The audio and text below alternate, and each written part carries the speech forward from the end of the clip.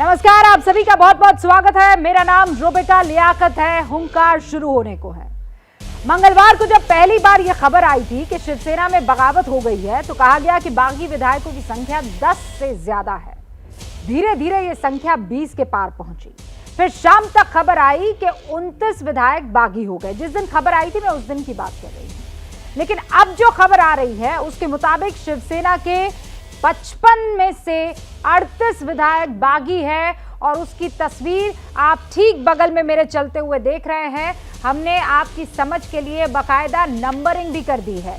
ये group photo जो है वो लिया गया और उस ग्रुप फोटो में आप देखिए एक एक करके हम नंबर आपको दिखा रहे हैं। गुवाहाटी में आज एकनाथ शिंदे ने 42 विधायकों की तस्वीर पेश की। इनमें से कुछ निर्दलीय विधायक हैं। शिवसेना की बगावत में शुरू में मुंबई से बाहर के विधायकों का नाम आ रहा था, लेकिन अब तो हालत यह है कि मुंबई के कुछ विधायक उद्धव ठाकरे के खिलाफ हो गए हैं। कुछ, सारे नहीं। अभी तक की जानकारी के मुताबिक सिर्फ 17 विधायक उद्धव ठाकरे के साथ है। 55 में से सिर्फ 17 यानी 2/3 विधायकों के साथ एकनाथ शिंदे अपने गुट को असली शिवसेना बता रहे हैं। शिंदे की माने तो उनका गुट ही असली शिवसेना है। दूसरी तरफ नंबर गेम में पिछड़ने के बाद उद्धव ठाकरे ने मुख्यमंत्री का सरकारी बंगला खाली तो कर दिया, लेकिन कुर्सी छोड़ने के लिए अभी भी वो तैयार नहीं दिख रहे हैं। अभी भी उन्हें विधायकों के वापस आने का भरोसा है। शिवसेना अब ये भी कहने लगी है कि अगर विधायक लौट आए तो शिवसेना महाअघाड़ी गठबंधन से अलग होने के लिए तैयार है। लेकिन क्या उद्धव को यह अपील करने में देर नहीं हो गई? एक बार बगावत करने के बाद क्या शिंदे कैंप वापस आ जाएगा? सवाल यह भी है कि जिस उद्धव ठाकरे पर बागी गुट के विधायक संजय शिरसाट आरोप लगा रहे हैं कि उनकी जो है अनदेखी की जा रही थी, वो अब उद्धव की बात पर कैसे भरोसा करेंगे? खत लिखा है बाकायदा उन्होंने। और सबसे बड़ा सवाल तो ये है कि असली शिवसेना अब किसकी है? आप ये बात छोड़ दीजिए कि सत्ता पर कोई काबिज रहेगा कि नहीं रहेगा। अब ये बात पार्टी पर आ गई है, शिवसेना पर आ गई है, असली और नकली पर टिक गई है। सारे खास मेहमान हमारे साथ जुड़ चुके हैं, लेकिन इस वक्त एक बड़ी खबर आ गई है। महाराष्ट्र में जारी सियासी संकट के बीच एनसीपी और शिवसेना आमने सामने आ गए हैं। एनसीपी ने महाविकास आघाड़ी से अलग होने के शिवसेना के बयान पर ऐतराज जताया है। उद्धव सरकार में मंत्री और एनसीपी नेता छगन भुजबल ने कहा कि संजय राउत को महाअघाड़ी से अलग होने का बयान देने से पहले चर्चा करनी चाहिए थी। भुजबल ने यह भी कहा है कि एनसीपी विपक्ष में बैठने के लिए तैयार है। कुल मिलाकर लड़ाई जो है सिर्फ पार्टी के अंदर ही नहीं चल रही है, अब महागठबंधन में भी यह लड़ाई साफ तौर पर उभर कर आ गई है। बड़ बोले नेता संजय राउत ने एक बार फिर से जो बयान दिया है वो परेशानी का सबब साबित हो सकता है उद्धव ठाकरे उनकी बची कुची पार्टी के लिए।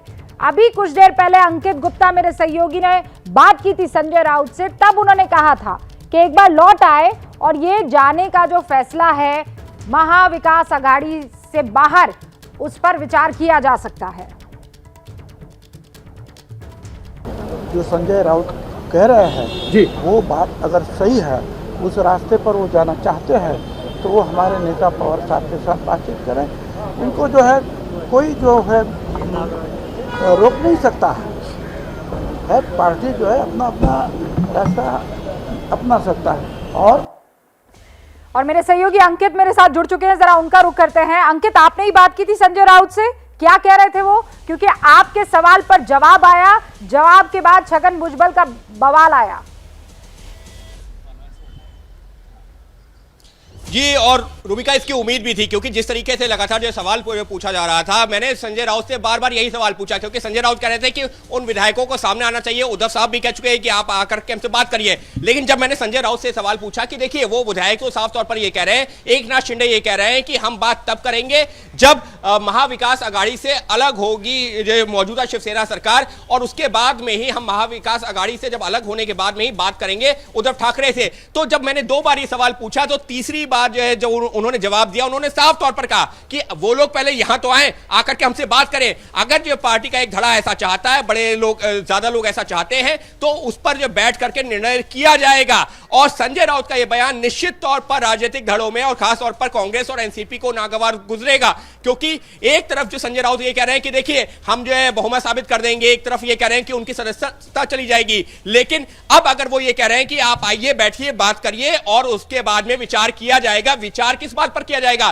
क्या महाविकास अघाड़ी से अलग होने की जो वो बात कर रहे हैं उस पर विचार किया जाएगा? निश्चित तौर पर एनसीपी और कांग्रेस में उसको लेकर के रिएक्शन सामने आने लगे हैं और छगन भुजबल ने यह बयान उसी परिप्रेक्ष्य में दिया है, यानी कि संजय राउत का बयान नागवार गुजर रहा है एनसीपी और कांग्रेस को। पर ये बयान सोच समझ कर दिया या आपके सवाल के दबाव में आकर दे दिया? क्योंकि बड़बोले तो वो कहे ही जाते हैं, अगर सोच समझ कर दिया होता तो पॉलिटिकली करेक्ट होता। रूबिका, ये तो नहीं कहेंगे कि संजय राउत किसी के दबाव में आकर के शायद बयान देंगे। हाँ, वो जो जिस तरीके से, क्योंकि देखिए वो लगातार ये कह रहे थे कि देखिए उन लोगों को सामने आना चाहिए और जवाब देना चाहिए, तो मैंने उनसे सीधा सा सवाल यही पूछा। पहली बार उन्होंने ये कहा कि वो लोग सामने आएंगे तब हम देखेंगे, तो मैंने सवाल ये पूछा, वो तो सामने तब आने की बात कर रहे हैं जब वो ये कह रहे हैं कि महाविकास अघाड़ी सरकार से शिवसेना अलग होगी, और क्योंकि ये जो आइडियोलॉजी का डिफरेंस है वो उनके साथ में सही नहीं बैठ रहा है। हिंदुत्व की लाइन जो है, जो शिवसेना की है, वो जो है एनसीपी और कांग्रेस के साथ में नहीं चल सकती। तो संजय राउत से जब मैंने सवाल पूछा तो पहले तो वो उसको टालते रहे, कहा कि सामने आने दीजिए, लेकिन आखिरी में जो उन्होंने, जब मैंने उनसे ये सवाल तीसरी बार पूछा तो उन्होंने कहा कि ठीक है, वो सामने आए, यहां पर बैठ करके बात करें और पार्टी के जो एक बड़ा धड़ा चाहता होगा वो सारी चीजों पर विचार करने के बाद में निर्णय किया जाएगा। क्लियर कर दिया कि एक बार पास आ जाए, एक बार टेबल पर बैठकर बात कर ले, उसके बाद देखा जाएगा। तो जैसा मैंने आपको बताया था, सारे खास मेहमान हमारे साथ जुड़ चुके हैं। जल्दी से उनका एक बार फिर से तारुफ करवा देती हूँ और मेरे दो रिपोर्टर आपको अपडेट देंगे, क्योंकि अभी 5 बजे का वक्त भी महत्वपूर्ण है, क्योंकि शरद पवार अपने विधायकों और सांसदों के साथ बैठक करने वाले हैं। उधर कांग्रेस की भी एक बैठक होने वाली है। शुभरास्ता राजनीतिक विश्लेषक हमारे साथ जुड़ चुकी है। हुसैन दलवाई साहब, पूर्व सांसद कांग्रेस के, हमारे साथ इस वक्त इस डिबेट में शामिल है। आनंद दुबे जी प्रवक्ता हैं शिवसेना के, वो भी हमारे साथ जुड़ चुके हैं। अजय आलोक साहब, आपको राजनीतिक विश्लेषक इस वक्त स्क्रीन पर दिखाई दे रहे हैं। फहमीदा हसन खान, जो कि नेता है एनसीपी की, आपको स्क्रीन पर दिख रही हैं, स्वागत है आपका। सुजात पांडे भी इस वक्त आपको राजनीतिक विश्लेषक के तौर पर स्क्रीन पर नजर आ रही है। आप सभी का बहुत बहुत स्वागत है। आप लोगों का रुख करूं उससे पहले ये बड़ी खबर ले लेना चाहती हूं मैं। शुरुआत जरा जितेंद्र दीक्षित से करेंगे। जितेंद्र, कब ये बैठक शुरू होने वाली है शरद पवार की? बताया जा रहा है बड़े नाराज चल रहे हैं शिवसेना से।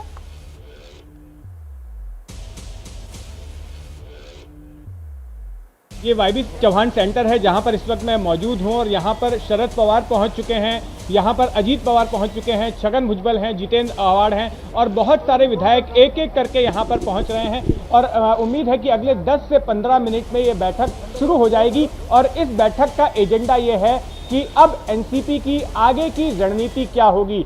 एक तरफ शिवसेना में इस तरह की बगावत हो गई है और ठाकरे सरकार गिरने की नौबत में आ गई है, तो ऐसे में एनसीपी को क्या रुख अपनाना चाहिए। यहाँ पर और 2 मुद्दे हैं जिन पर चर्चा होगी। एक कि जिस तरह से कल उद्धव ठाकरे ने अपना सरकारी निवास छोड़ दिया और अपने निजी निवास स्थान पर चले गए, तो उन्होंने संकेत दिया है कि वो इस्तीफा दे सकते हैं। तो इसको लेकर भी बड़ी ही खलबली मची हुई है और कई एनसीपी विधायकों ने विरोध भी जताया है कि क्या कोई गेम प्लान है जिसके तहत ये सारा कुछ हो रहा है। जब एनसीपी और कांग्रेस ने कह दिया था कि उनके साथ खड़ी है, तो फिर ऐसे में उद्धव ठाकरे अपनी स्थिति स्पष्ट क्यों नहीं करते हैं? क्या कोई चाल चली जा रही है? तो इसको लेकर भी आज तमाम बातें एनसीपी के विधायक यहां पर रखेंगे। और दूसरी बात, नाना पटोले ने आज एक बयान दे दिया है, महाराष्ट्र कांग्रेस के प्रमुख हैं, कि एनसीपी की तरफ से सरकार में सहयोग नहीं मिल रहा था। एनसीपी की ओर से खास करके उन्होंने अजीत पवार की ओर निशाना साधा कि वो दबंगई कर रहे थे, तो उस बात को लेकर भी चर्चा हो सकती है। एक एक करके तमाम एनसीपी के विधायक यहां पर पहुंच रहे हैं और कुछ देर में ही ये यहां पर बैठक शुरू हो जाएगी। जितेंद्र बता रहे 10 से 15 मिनट और बहुत सारे ऐसे महत्वपूर्ण मुद्दे हैं जिस पर आज शरद पवार अपने विधायकों के साथ बैठक करने वाले हैं। जितेंद्र बाहर ही मौजूद है, तो जो कुछ भी अंदर हो रहा होगा उसकी जानकारी आप तक जरूर पहुंचाएंगे। मनोज्ञा भी मौजूद है गुवाहाटी से, क्योंकि अब ये खबर आ रही है कि एक पत्र लिख लिया गया है कि असली शिवसेना हमारी है शिंदे की तरफ से और वो सिंबल हमें मिल जाना चाहिए। मनोज्ञा, मैं आपका रुख करूंगी, मैं चाहती हूँ बस थोड़ा वक्त आप इंतजार कर लें, इसलिए क्योंकि शिवसेना को लेकर जो बड़े बड़े बयान शरद पवार की तरफ से या उनकी पार्टी की तरफ से लग रहे हैं, आनंद दुबे जी उसका जवाब देंगे। आनंद जी, खेल कर रहे हैं आप लोग 2.5 साल पूरे होने के बाद? शरद पवार को तो यही लग रहा है।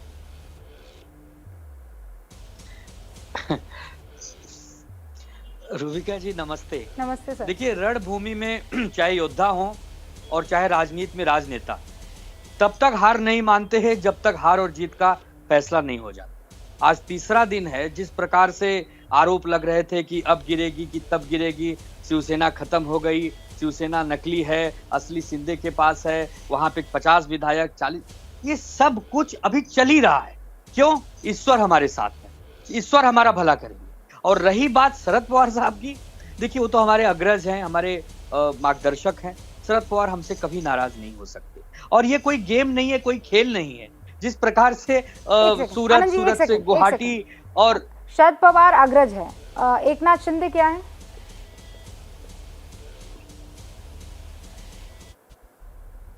वो तो हमारी पार्टी के सेकंड नंबर के सबसे बड़े नेता हैं, कैबिनेट मिनिस्टर हैं। शरद पवार कभी नाराज नहीं हो सकते। अभी आपने ये बयान दिया, एकनाथ शिंदे जो दूसरे नंबर के कद्दावर नेता हैं वो आपसे नाराज हैं, क्यों? जी, पवार साहब तो नाराज कभी नहीं हो सकते, ये भाई साहब क्यों नाराज हो गए? जी नहीं, वो बातचीत अभी भी बातचीत कर रहे हैं। एकनाथ शिंदे अभी भी बातचीत कर रहे हैं, अभी भी बातचीत कर रहे हैं। अभी तक उन्होंने गवर्नर साहब से मिलकर 37 विधायकों का सिग्नेचर वाला पत्र नहीं दिया। अभी तक उन्होंने सरकार गिराने के लिए कोई पहल नहीं की। सिर्फ होटलों में एक परेड हो रही है, एक शक्ति प्रदर्शन हो रहा है कि इतने विधायक हमारे साथ हैं। आज तीसरा दिन है इस बात को लेकर, लेकिन अभी तक इस पर कोई अंतिम निर्णय रूबिका जी नहीं आया है। इसका मतलब ये है वो जिनका भला कर रहे हैं ना ईश्वर, बड़े से बड़े मसले वो सच में इस वक्त इस पल तक तो आपके साथ हैं। अब से पहले तक के सारे डिबेट में मुझे याद है जनता आपके लिए सर्वोपरि हुआ करती थी। जनता है जिसकी वजह से आप लोग महाअगाड़ी गठबंधन ये विकास अगाड़ी के साथ थे। अब वो ईश्वर हो गए जो आपको तोड़ नहीं रहे हैं। एटलीस्ट एकनाथ शिंदे जी ने ईश्वर की याद तो आपको दिला दी, मैं बहुत खुश हूँ। लेकिन शुभ्रास्ता भी हमारे साथ है। ईश्वर भी एक जनता है। अरे सर, ये आपसे बढ़िया राजनीतिज्ञ मैंने नहीं देखा है। जो बढ़िया शब्दों की जलेबी आप बनाते ना आनंद दुबे जी, कसम से कोई विधायक आपके साथ दिखा नहीं है, कोई विधायक नहीं दिखा है, कोई सांसद आपके साथ नहीं दिखा है। जब वर्षा छोड़कर जा रहे थे 17 विधायक, एक विधायक साहब थे, वो खुद उनके बेटे थे। विधायक वर्षा पर बैठे हैं, वर्षा पे बैठे हैं। अरे कल पब्लिक ही ले आते सर, वो पब्लिक भी नहीं दिख रही थी। शुभ्रास्ता जी, असली शिवसैनिक कौन? अब लड़ाई ये है, गद्दी वद्दी तो सब अभी वो तैर रही है। रूबिका जी, असली शिव सैनिक वही होगा जिसके पास नंबर्स होंगे। जिसके पास नंबर्स होंगे वो सरकार के लिए दावा कर सकता है। सरकार के लिए दावा करने के लिए जब फ्लोर टेस्ट होगा तो वहां पर स्थिति क्लियर होगी। लेकिन इस बीच में ये बात सच है रूबिका जी, मैं भी आनंद दुबे जी का बहुत बहुत शुक्रिया अदा करना चाहती हूँ, बहुत सीखना चाहती हूँ इनसे। इन्होंने एक तरीके से मोर्चा संभाला हुआ है। अभी भी ये कह रहे हैं कि सरकार बिल्कुल सुरक्षित है, सरकार यही बनाएंगे, नेता इन्हीं के पास है। जब नेता आपके पास है तो एक बार मातोश्री से लाइव करवा देते। जब फेसबुक लाइव कर सकते हैं उद्धव ठाकरे साहब, तो एक बार फेसबुक लाइव कर देते अपने सारे विधायकों के साथ बैठ करके कि ये हैं हमारे विधायक, इनके अलावा जितने लोग हैं मैं उनसे अपील करता हूँ वो वापस आ जाएं। तो रूबिका जी, मुझे लगता है कि महाराष्ट्र की जो सियासत है उसमें अभी सिर्फ और सिर्फ कॉम्बिनेशंस का खेल है। कौन धड़ा किसके साथ जाकर एक होता और है। मैं इसी पॉइंट पर ऐसा भी नहीं है कि एनसीपी राजनीतिक लड़ाई कहाँ चल रही है महाराष्ट्र में, लेकिन बयानबाजी हो रही है पश्चिम बंगाल से। ममता बनर्जी ने एक बड़ी खबर दी है बयानों के जरिए। वो ये कह रही है ये सब कुछ हो रहा है राष्ट्रपति चुनाव के लिए। सीधा रुख करते हैं मनोज्ञा लोईवाल का, उनके पास ये बड़ी खबर है। मनोज्ञा, क्या कह रही है ममता बनर्जी? जी, ममता बनर्जी ने हमेशा की तरह विरोधाभास एक बार फिर से तेज कर दिया है और ये आरोप लगा दिया है कि ये जितनी भी कवायद हो रही है वो पूरी 1 लाख वोट के लिए हो रही है। यानी कि 1 लाख वोट जो इस समय राष्ट्रपति के चुनाव के लिए जरूरी है बीजेपी के लिए, क्योंकि इतने कम हैं। और ये संख्या बढ़ाने के लिए महाराष्ट्र में अगर सरकार बन जाती है तो विधायकों की संख्या बीजेपी के पक्ष में हो जाएगी, जिसकी वजह से ये संख्या, वोटों की संख्या, वोट के लिए ही ये सारी कवायद हो रही है, सरकार के लिए ही सारी कवायद हो रही है और इसीलिए इसको बढ़ाने के लिए साजिश की जा रही है। महाराष्ट्र के साथ साथ बात, ये सोच समझकर जितने भी गणित और नंबर्स हैं, सरकार गिराने की बात हो या फिर बाकी सारी बात। और उन्होंने एक लाइन बड़ी क्लियरली कह दी है कि मैं उद्धव ठाकरे के साथ हूँ इस समय, और ये भी कह दिया है कि जो हो रहा है वो गलत हो रहा है और गणतंत्र के लिए खतरा है। देखिए, तृणमूल कांग्रेस आज प्रदर्शन भी कर रही है। कांग्रेस से पहले अगर किसी ने प्रदर्शन किया है असम में इस होटल के सामने तो तृणमूल कांग्रेस ने, तो वहीं दूसरी ओर कांग्रेस ने उसके बाद किया, जहां पर 1 दर्जन नेता आए और यहां पर प्रोटेस्ट करके चले गए। और यही स्ट्रैटेजी थी बीजेपी की, जिसकी वजह से असम को चुना गया, गुवाहाटी को चुना गया एज ए लोकेशन, जिससे वाया सूरत रास्ता गुवाहाटी लाकर और फिर महाराष्ट्र में सरकार बनाकर आगे बढ़ाया जा सके। अभी भी आंकड़े के करीब पार कर चुके हैं, चिट्ठी भी रिलीज हो जाएगी और उसके साथ दावा भी ठोका जाएगा चुनाव चिन्ह पर भी। ये भी एकनाथ शिंदे के कैंप हमें कंफर्म कर रहे हैं। अच्छा, 2 बड़ी खबरें, एक तो ममता बनर्जी कह रही है राष्ट्रपति चुनाव के लिए ये सब कुछ हो रहा है, और दूसरा एकनाथ शिंदे खत तैयार कर चुके हैं कि असली पार्टी हमारी है, इसीलिए पार्टी का सिंबल हमें मिल जाए। बहुत बहुत शुक्रिया मनोज्ञा, ये 2 बड़ी खबर हम तक पहुंचाने के लिए। फहमीदा हसन खान, एनसीपी की नेता, भी हमारे साथ जुड़ी हुई है। फहमीदा जी, शरद पवार नाराज चल रहे हैं, ममता बनर्जी उल्टा कह रही है तो राष्ट्रपति चुनाव के लिए हो रहा है। शिवसेना के अंदर से खबर फहमीदा जी ये आ रही है कि शरद पवार को ये सब मालूम था कि ये सब होने वाला है। रूबिका जी नमस्ते। सबसे पहले मैं आपसे एक बात कहूँ, मैं जो बोल रही हूँ एनसीपी की गाइडलाइन नहीं है, मैं मेरा पर्सनली जो वैयक्तिक विचार है वो रख रही हूँ और एक सामान्य नागरिक के हिसाब से मैं बात कर रही हूँ कि ये जो भी हो रहा है वो बीजेपी के इशारों पे हो रहा है, क्योंकि इनको जो चोट लगी है 2019 में 105 विधायक चुनने के बावजूद भी, तो वो अभी तक वो चोट से उबर नहीं पाए हैं। और जो गुटबाजी हुई है उसमें जो एकनाथ शिंदे जी हैं उनको 10-15 दिन पहले ही ईडी की नोटिस जारी कर चुके हैं। उनका जो आर्थिक व्यवहार संजय जोशी जी जो संभालते थे वो आज 8 दिन से गायब है। उसके बाद में एकनाथ शिंदे जी ने ये फैसला लिया है। तो अभी अगर अपने एजेंसियां दबाव बना रही है उनके ऊपर, स्वतंत्र एजेंसियां दबाव बना रही है, तो उसके दबाव में आके भी अगर एकनाथ शिंदे जी ने कदम उठाया होगा, तो अगर सामने आके उद्धव ठाकरे जी के सामने अगर ये बात होती है तो कुछ न कुछ उसका निकाल निकलेगा। अगर वहां से बैठ के अगर वो बात कर रहे हैं तो ये आज 3रा दिन है, लेकिन कुछ भी निष्कारण नहीं कर सकते। फहमीदा जी, आप ये कह रही हैं कि बीजेपी ईडी को लाकर ये पूरा खेल कर रही है। आप सबकी विचारधारा एक ही लाइन में जाती हुई दिख रही है। अजय आलोक जी हमारे साथ हैं। अजय जी, बीजेपी राष्ट्रपति चुनाव के लिए कर रही है कि महाराष्ट्र में सरकार के लिए कर रही है कि उद्धव ठाकरे की शिवसेना को तोड़ने के लिए कर रही है? मैं तो पर्पस ही अभी तक नहीं समझ पाई हूँ। फहमीदा जी, बस आ रही हूँ। एक बार बड़ा आरोप है आपका, उस पर थोड़ा सा रिएक्शन ले लेने दीजिए मुझे। हाँ अजय जी, 2015 में रूबिका जी 2015 में रूबिका जी शिंदे जी ने पालक मंत्री पद से इस्तीफा दिया था, क्योंकि वो जब भी गठबंधन में थे बीजेपी के, जब बीजेपी से बोलना है या मुझे बोलना? नहीं फहमीदा जी रुक जाइए ना। हाँ मैं समझ गई, आपने जो आरोप लगाया अब उसका मैं जवाब लेना चाह रही हूँ। हाँ अजय जी, पर्पस क्या है? पर्पस देखिए, मुझे ये नहीं समझ में आता है, घर में आपके आग लग गई है आपकी गलती की वजह से, और आप बोल रहे हो कि बगल वाले ने आग लगा दी। खैर एनीवे, ये होता है राजनीति में। लेकिन राष्ट्रपति चुनाव पे तो मुझे आश्चर्य लगता है, क्योंकि राष्ट्रपति चुनाव तो होने के पहले रिजल्ट आपके चैनल पे, तमाम चैनलों पे चल गया था कि एनडीए के पास ऑलरेडी 49.2% वोट हैं, बीजू जनता दल ने समर्थन दे दिया तो 51.6% वोट हो जाएंगे। तो चुनाव तो वहीं खत्म हो गया नॉमिनेशन भरने के पहले। फिर राष्ट्रपति चुनाव के लिए क्यों कोई हाथ पैर मारेगा? राष्ट्रपति चुनाव का तो सवाल ही नहीं यहाँ उठता है। सबसे बड़ी बात है यहाँ पे आज जो छटपटाहट हो रही है, आप ये देखिए, एक तो कहीं का ईंट कहीं करोड़ा, भानुमति ने कुंभा छोड़ा, एक विपरीत विचारधारा, सब कुछ भी साथ में नहीं रहते हुए ये एक्सपेरिमेंट हमेशा फ्लॉप करता है। चाहे वो बीजेपी ने किया हो, चाहे आप इन लोगों ने महाविकास अघाड़ी ने किया हो, ये एक्सपेरिमेंट को तो फ्लॉप होना था देर सवेर, वो आज हो रहा है। लेकिन इस एक्सपेरिमेंट के फ्लॉप होने का भविष्य के कॉन्सिक्वेंसेस बहुत खराब हैं, चाहे वो कांग्रेस पार्टी हो, चाहे वो एनसीपी हो, चाहे आरजेडी हो, चाहे समाजवादी पार्टी हो, चाहे जितनी भी परिवार के द्वारा संचालित पार्टी हैं।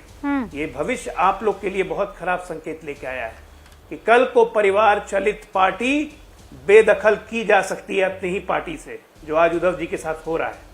मैं परसों से कह रहा हूं कि सरकार तो गई ही गई, सरकार की तो कोई बात ही नहीं है। लेकिन अब है कि शिवसेना किसके साथ रहेगी, सोनिया सैनिकों के पास कि शिव सैनिकों के पास। अब शिव सैनिक दावा ठोक रहे हैं, सुनने में आ रहा है सांसद भी जा रहे हैं, विधायक भी जा रहे हैं। और सच्चाई है आज की तारीख में अगर वो 41 एमएलए लेके सदन में खड़े हो जाएंगे तो सदन का नेता उन्हें ही बनाया जाएगा, फिर वो असली शिवसेना है। फिर बाकी 14 क्या करेंगे? क्या वो अपनी सदस्यता खोएंगे उद्धव जी के वफादारी में? जी नहीं, वो 14 भी वापस उन्हीं के साथ चले जाएंगे और समाप्त होगा एक परिवार का युग, एक परिवार का युग एक पार्टी में।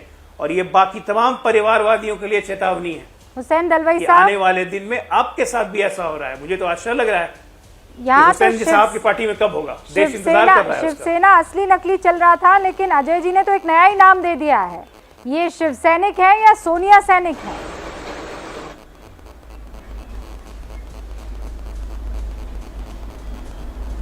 आप मुझे पूछ रहे हैं? जी हुसैन साहब।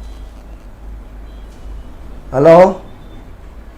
हाँ, मुझे ये बिल्कुल नहीं लगता कि कितने भी विधायक जाएंगे तो भी शिवसेना ये ठाकरे के साथ ही रहेगी, उद्धव ठाकरे के साथ ही रहेगी, क्योंकि उन्होंने वो शिवसेना बनाई और शिवसेना यहाँ जो बनी वो मराठी लोगों के ऊपर एक अन्याय है।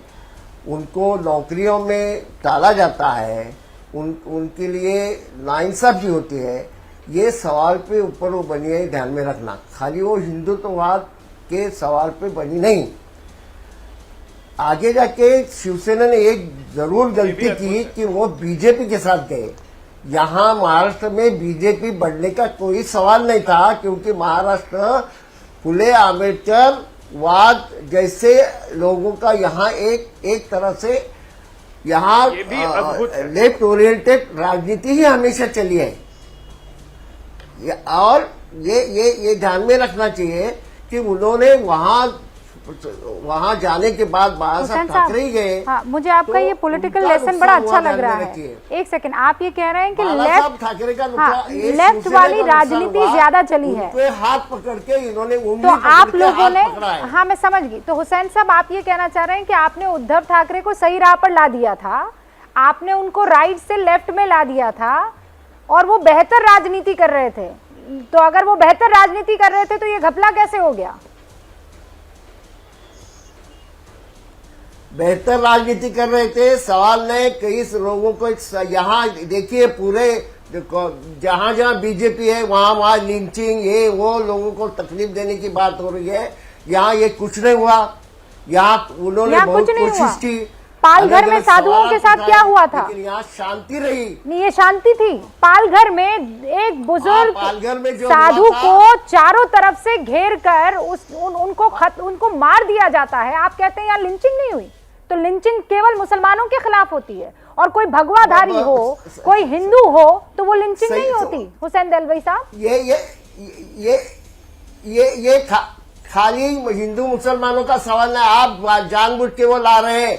पालघर में भी हो गया था, वो मुसलमानों ने मारा, इस तरह के प्रचार हो गया था। लेकिन दरअसल में जो लोग गए थे उन्होंने क्या गलतियां की, उसकी वजह वहां से आदिवासियों ने मारा। हुसैन साहब, आपने ये कहा कि यहाँ सरकार बहुत अच्छी चल रही थी, आपने ये कहा यहाँ कभी कोई लिंचिंग नहीं हुई। आपने जैसे ही शब्द का इस्तेमाल किया, वो कहते हैं ना, वो एकदम फ्रजाइल, मुझे वो चेहरा याद आ गया उस संत का, उस साधु का, जो डरी हुई आंखों से चारों तरफ अपने देख रहा था और भीड़ उसके ऊपर शैतानों की तरह हावी हो रही थी।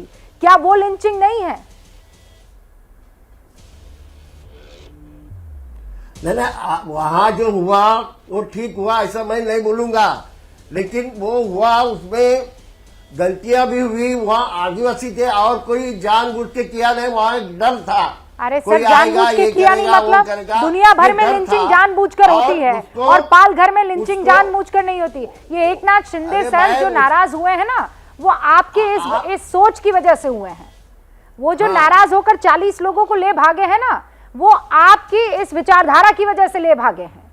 और आज शिवसेना टूटी है ना, उद्धव ठाकरे के हाथों से जा रही है ना, तो आप लोगों की सोच की वजह से जा रही है। और अगर मैं गलत हूं, सुजाता पांडे, नहीं, सवाल ही नहीं है ये। सवाल आप गलत बात करते हैं। यहाँ पे शिवसेना के जो प्रवक्ता बैठे उनके लिए एक शेर याद और पावर चाहिए, शिवसेना ने उनको बहुत सारी पावर दी थी, उनको दो बड़े मिनिस्ट्री दिए थे, दलवाई साहब थैंक यू। बड़े दलवाई साहब आपने जो सोच आपके जहन में थी आपने क्लियर कर दिया है।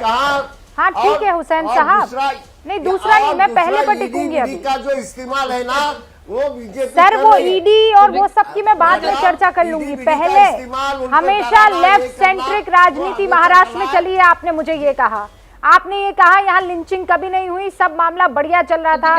सुजाता जी को अपनी बात कह देने दीजिए, फिर मैं आपका रुख करती हूँ। ये सही बात है, अच्छा हाँ ठीक है, हाँ ठीक है। दलवाई साहब के लिए शायद ये शेर बिल्कुल सही बैठता है कि ताउम्र गालिब ये भूल करता रहा, धूल चेहरे पे थी और आईना साफ करता रहा। यहाँ पे पूरी की पूरी पार्टी अलग हो रही, पार्टी हाथ से जाने वाली, सत्ता तो छोड़िए पूरी पार्टी हाथ से जाने वाली है। और यहाँ अभी भी ये मानने को तैयार नहीं कि गिरेबान में कुछ ना कुछ कमी है। कभी उस चिट्ठी को पढ़ के सुजाता जी प्लीज एक सेकंड, तीन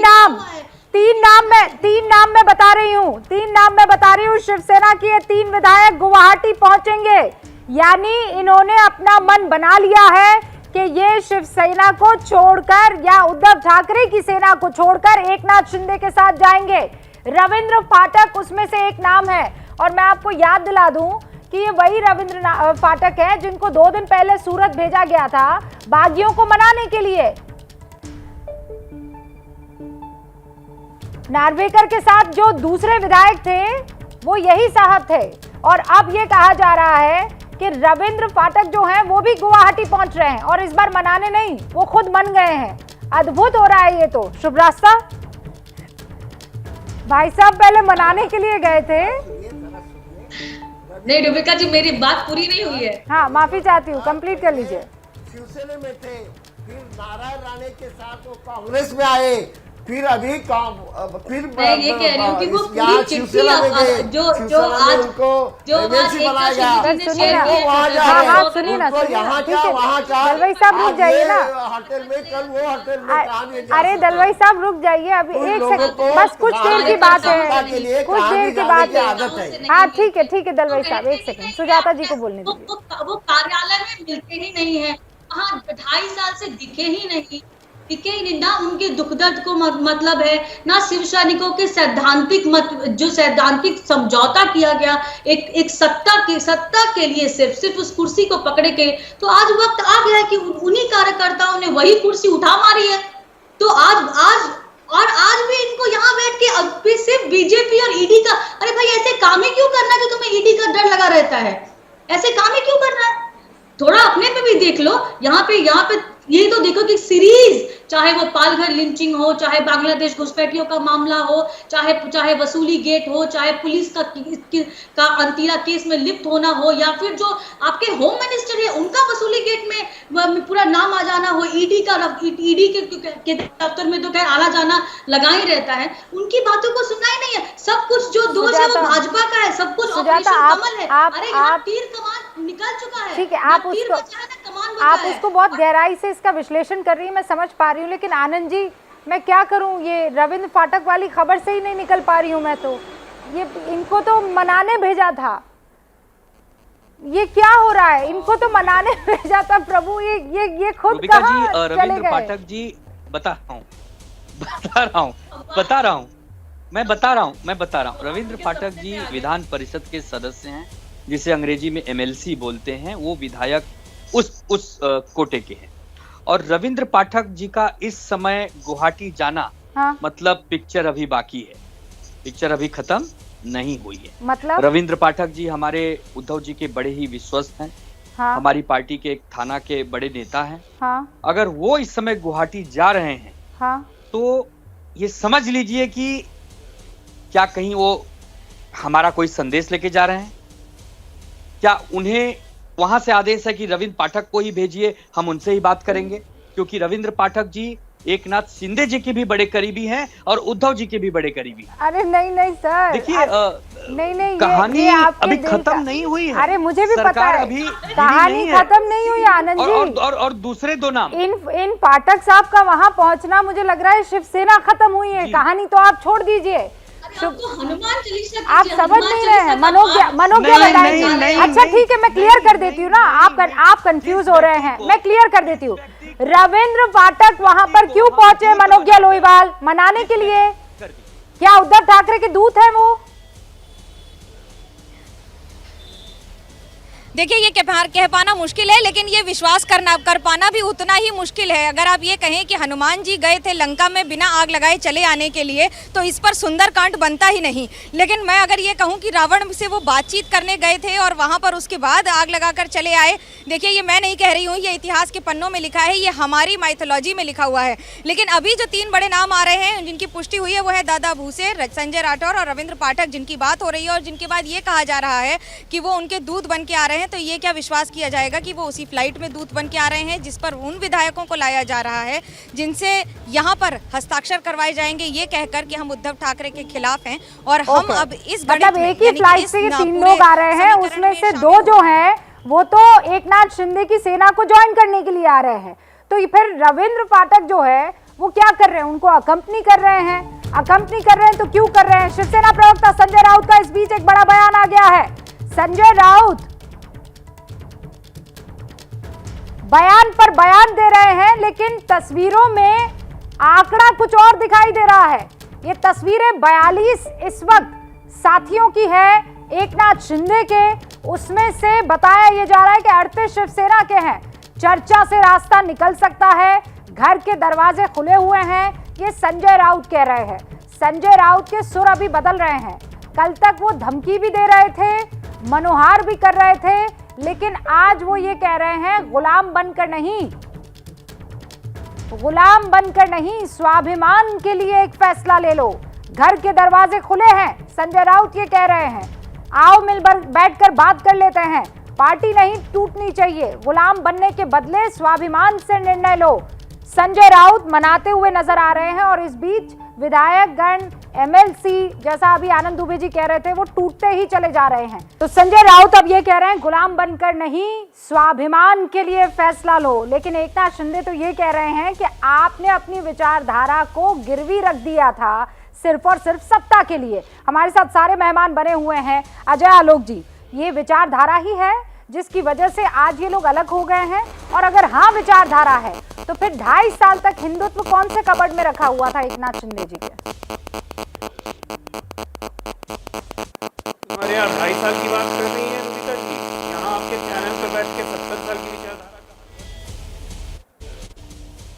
नहीं अजय जी आपका फोन जो है मेरे ख्याल से माइक के बिल्कुल नजदीक में है, तो नेटवर्क का इशू हो रहा है आपको। हाँ, डिस्टर्बेंस क्रिएट हो रहा है, तो हम कुछ भी नहीं सुन पाए। नहीं अभी ठीक मैं ठीक करवाती हूँ, फिर आपके पास आती हूँ। शुभ रास्ता। ये हिंदुत्व क्या कबर्ड में रखा हुआ था 2.5 साल तक? नहीं, हिंदुत्व कबर्ड में बिल्कुल भी नहीं रखा हुआ था। हिंदुत्व का मुद्दा लगातार उठाया जा रहा था। इनके अपने कार्यकर्ता इनको कह रहे थे कि आप पालघर छात्रों का केस हो या फिर इसके अलावा भी लगातार कुछ न कुछ केसेस होते रहे। हनुमान चालीसा को लेकर इतना ज़्यादा बवाल हुआ, राम मंदिर को लेकर के स्टेटमेंट जब देना चाहिए था तब शिवसेना की तरफ से नहीं आया। इनफैक्ट एनसीपी की तरफ से अजीत पवार के बेटे ने स्टेटमेंट दे दिया, लेकिन शिवसेना की तरफ से कोई स्टेटमेंट नहीं आया। तो ये हिंदुत्व के मुद्दे को लेकर इन्होंने दगाबाजी की और इसीलिए कार्यकर्ता इनसे छिटकते चले गए।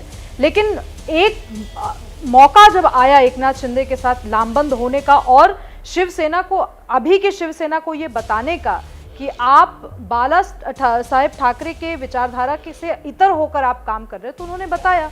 इसमें विचारधारा की लड़ाई बहुत तीव्र हमेशा से ग्राउंड से पे रही है रूबिका जी। हम जानते हैं कि महाराष्ट्र में जो हिंदुत्व का स्वरूप है उसको सबसे ज्यादा अगर किसी ने अपने कंधे पर उठाकर चलाया तो वो शिवसेना रही है। भारतीय जनता पार्टी तो साथ में रही है उसके, लेकिन शिवसेना ने जिस अग्रेशन के साथ हिंदुत्व के मुद्दे को उठाया है वो अपने आप में मुझे लगता है रीजनल पार्टीज के लिए एक मिसाल है कि हिंदुत्व की राजनीति कैसे करनी चाहिए। अगर प्योरली राजनीतिक के पॉइंट ऑफ व्यू से हम देखेंगे तो ये मुद्दा तो था ही। लेकिन आज अगर उद्धव जी को आकर के कहना पड़ रहा है, कल के लाइव सेशन में उद्धव जी को बार बार ये कहना पड़ गया कि हम हिंदुत्व के साथ थे, हैं और रहेंगे, ये बोलने की जरूरत क्यों आन पड़ी?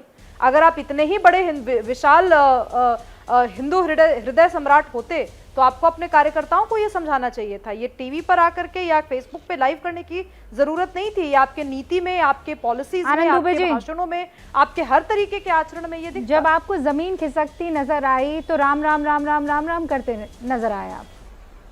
अब क्या फायदा?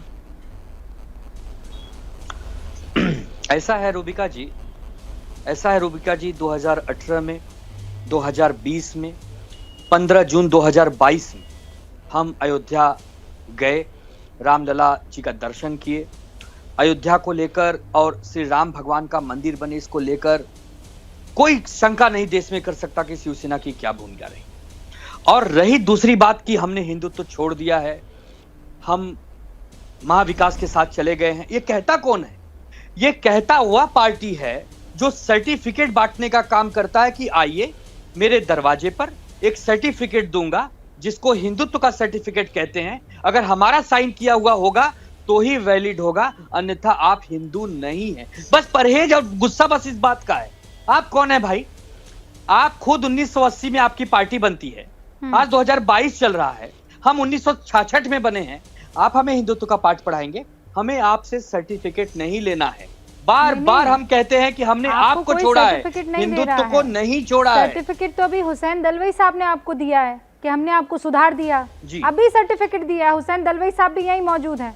मैं झूठ कहूं तो हुसैन दलवाई साहब ने बोला है कि यहाँ लेफ्ट की राजनीति चलती है। हुसैन दलवाई साहब हमारे जमीन है। हुसैन दलवाई साहब हमारे वरिष्ठ हैं। देखिए ऐसा, हुसैन दलवाई साहब हमारे वरिष्ठ हैं।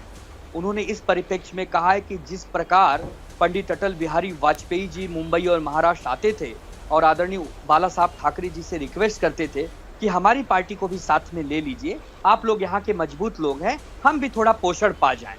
अब हमने उनको इतना पोषण दे दिया कि बाप रे बाप, वो तो फिर हमें ही समाप्त करने के लिए निकल गए।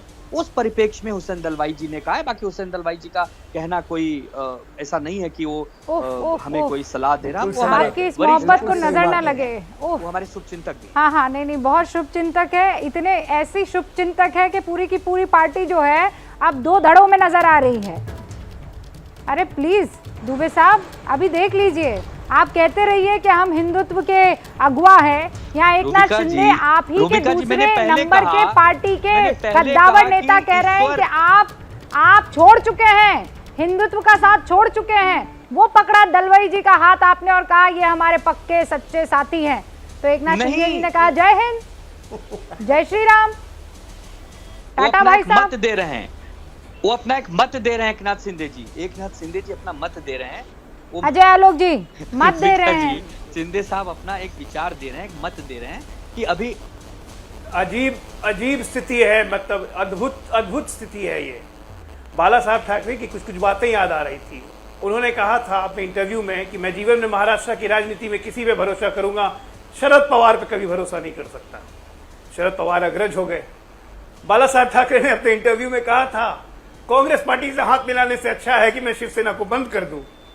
ये देखिए हुसैन दलवाई साहब के विचार और आनंद दुबे जी के विचार, मतलब एक अद्भुत स्थिति है जिसमें हुसैन दलवाई शिवसेना की पैरवी कर रहे हैं कि उसका जन्म हुआ था मराठियों को नौकरी देने के लिए, ये करने के लिए।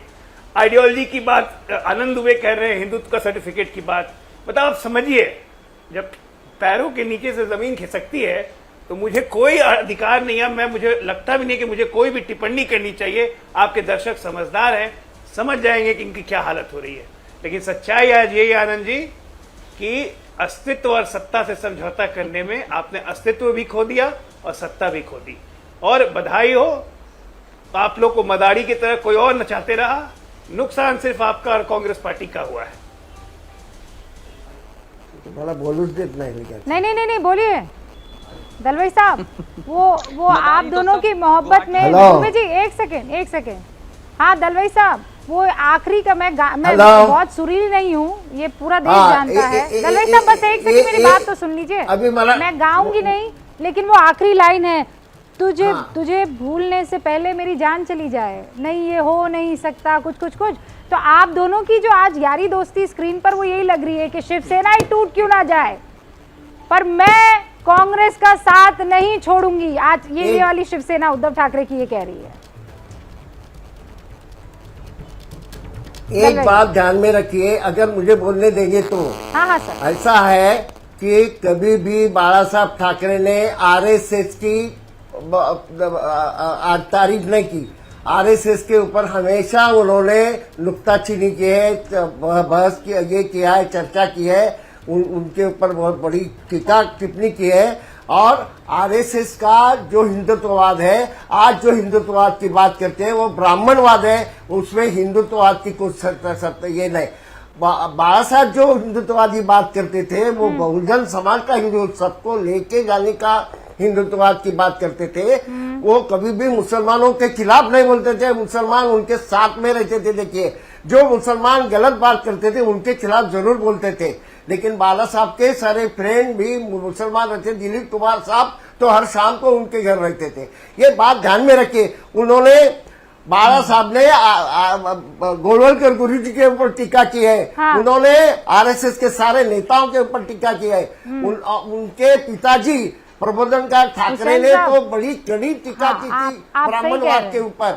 ये सब ये ध्यान में रखिए। हाँ, ये आप ये सही कह रहे हैं। आप क्या कह रहे हैं कि मुसलमान उनके साथ रहते थे, जो पक्के सच्चे असली शिव सैनिक थे, है ना? हाँ, मैं समझ गई मैं। हाँ, तो वो जो 38 शिव सैनिक इस वक्त वहाँ एकनाथ शिंदे मराठी मुसलमान ध्यान में रखिए। हाँ, मराठी मुसलमान। हाँ, दलवाई साहब, मराठी मुसलमान ही भाई, वहाँ तो जीतेगा मराठी मुसलमान के साथ रहा है। ठीक है, सुनिए तो सही ना दलवाई साहब, ऐसे मत कीजिए ना।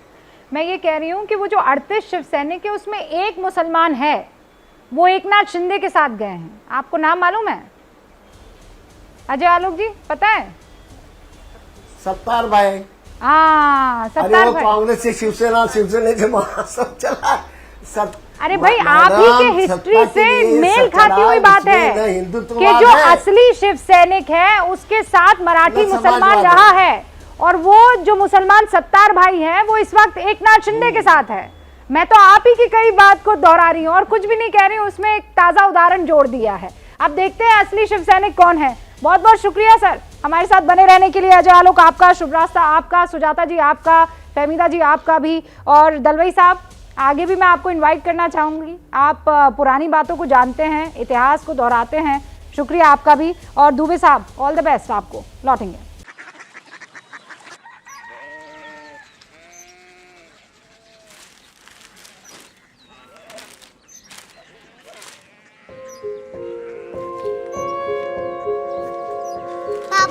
बाबा कोरिया सिटी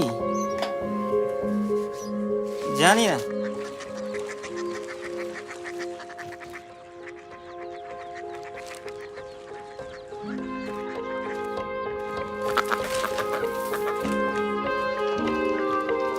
कोरिया सिटी? हाँ।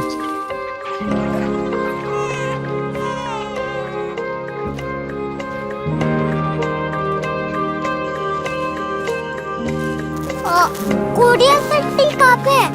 शहर अंग्रेजी लगे हैं।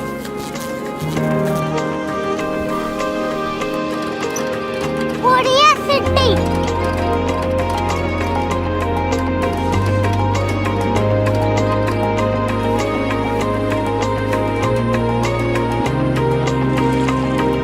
वो बहुत दूर है।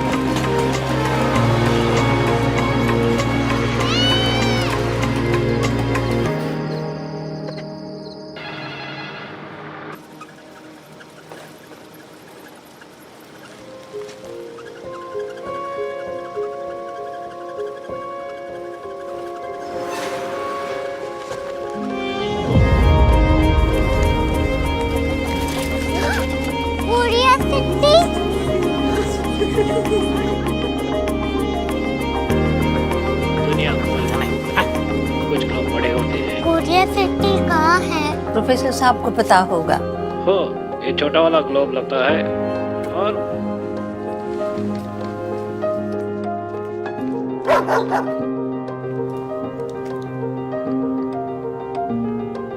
पता नहीं, मेरी बेटी से जाके मिल लो, शायद उसे मालूम हो।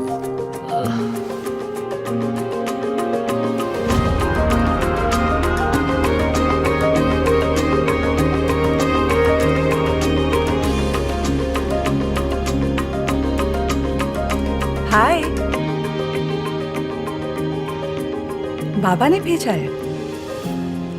Come here. Curiosity. Korea city नहीं, क्यूरियोसिटी। वो क्या? That's what brought you here? जो तुम्हें यहाँ तक ले आया। क्यूरियोसिटी।